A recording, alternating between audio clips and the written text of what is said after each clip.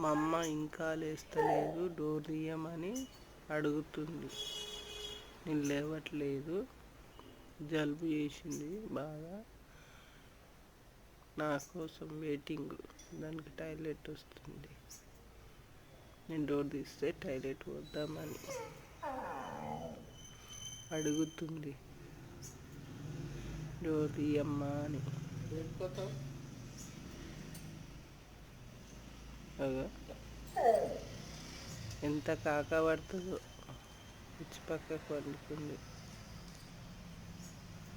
సర్దయింది, దాని ice cream తింటుంది, దాని ప్రభావం చూడు. తుమ్ములు బాగా తుమ్ములు వస్తున్నాయి, మస్తు సర్దయింది. నాకు కూడా సర్దయింది, దానికైంది. చెప్తే అస్సలు వినదు. ఐస్ క్రీమ్ అని సైగ చేస్తుంది.